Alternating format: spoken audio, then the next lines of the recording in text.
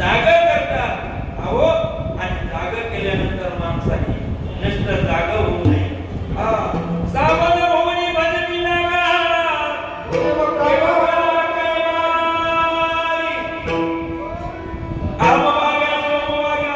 प्रेम नगरारी सावध भुवनी भजनी लागा देव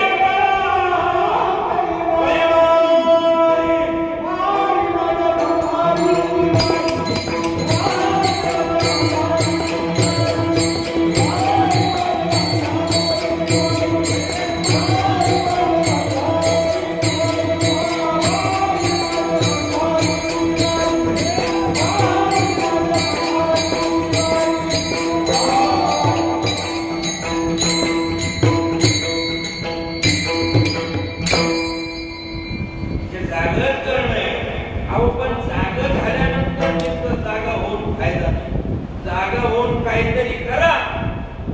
मला सांगा, एक वारकरी माझ्याकडे आला आणि सोपान महाराज 6 महिन्यापासून विचार करतोय तीर्थयात्रेला जायचं, 4 धाम यात्रेला जायचं, किती खर्च येईल हो? म्हणलं विचार करायला रुपये सुद्धा खर्च येणार नाही, जायचं असेल तर येईल 5-50 हजार. नुसतं विचार करायला काय खर्च येणार आहे? खर्च येत नाही. तसं नुसतं जागा होऊन काही फायदा, काहीतरी कर्म केलं तर फायदा आहे. महाराज संतांनी त्यांना जागा केलं, ते जर मार्गक्रमणावर गेले, एक उदाहरण सांगतो, ते जागे झाले आणि त्यांनी आपलं आयुष्य किती बदलून केलं. महाराज अत्यंत प्रसिद्ध उदाहरण वाल्या कोळ्याचं. तो सुद्धा आपल्यासारखा झोपीतच होता, अज्ञानातच होता. झोप म्हणजे काय? जागा म्हणजे आता आपण सगळे जागे पण हे व्यवहारातलं जागा आहे. आपल्या हिताच्या खाली जागा असणं म्हणजे खरं जागा. हे काम काय पा बोल बोले अबोलोने अबोलोने जागे आत, जागे बाहेर आत निजे पैसे घरात घरोघर केले नेनो उजेड ना. महाराज आपण बाहेर जागे पण आत झोपलेलो, म्हणजे परमार्थाच्या ठिकाणी आपण झोपलेलो आहे आणि व्यवहारामध्ये आपण एवढे जागे की आपली एक कवडी सुद्धा दुसऱ्याकडे जाऊ देत नाही.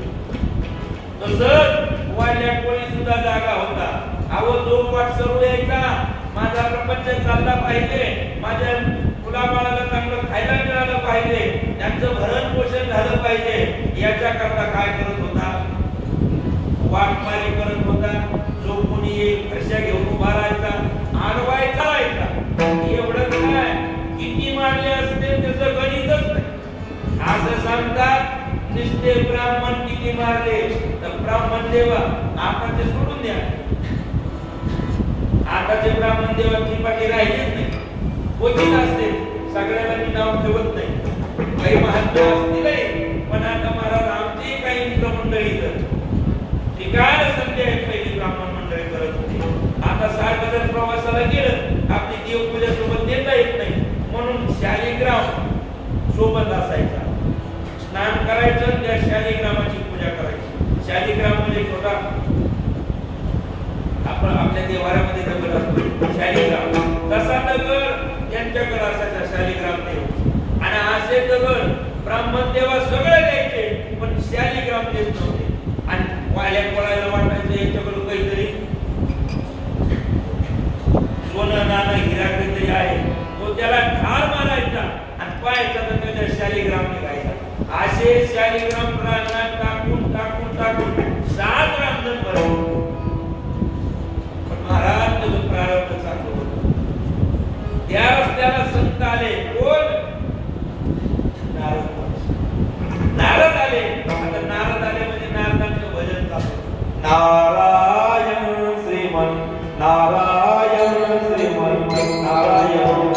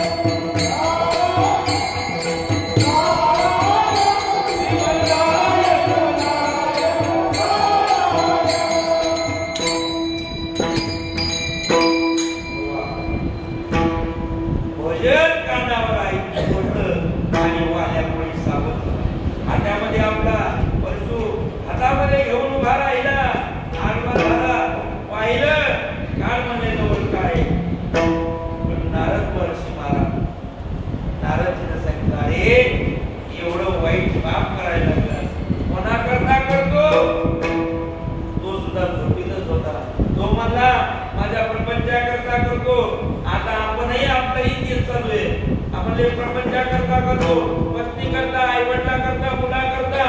म्हणले अरे येड्या, ज्याच्या करता एवढं पाप करायला लागला हे तरी पाप या पापात सामील होतील का, भागीदार होतील का? का म्हणले विचारून ये. म्हणजे महाराज मला घुमवता का, मला घरी पाठवा, तुम्ही जा निघून. नारद महर्षी म्हणले तुला जर वाटत असेल तर मला या ठिकाणी बांधून ठेव. महाराज किती विशेष गोष्ट आहे. नारदजीला वाल्या कोणीने बांधून ठेवलं.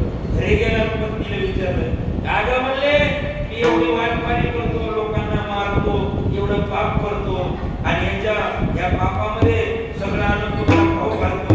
हे पाप जे माझ्या खात्यावर पडतंय ते त्याच्यामध्ये तू भागीदार होशील का? महाराजांनी हात जोडून सांगितलं हे बघा, तुम्ही कमवून आणायचं हे कर्तव्य कर्म तुमचं आहे आणि आणलेलं करून खाऊ घालायचं हे कर्म कोणाचं आहे? माझं आहे. तुम्ही चोरी करून आणता का घाण काढून आणता याच्याशी मला काही मतलब नाही. आणि महाराज हे पहिल्यापासूनच ठरलेलं आहे बरं. तुम्ही पहा, नाहीतरी मला सांगा, जर प्रपंचामध्ये काही ताणतणाव कमी जास्त झाला तर कर्ज काढायला कोणी? हा माणूस. फेडायला कोणी?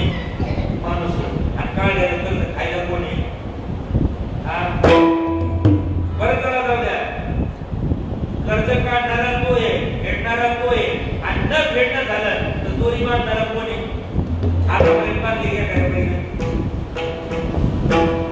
पण महाराज ते मी व्यवहार सोडून बोलत नाही. या म्हणजे आमचं कर्म आम्ही करतो, तुमचं कर्म तुम्ही करा.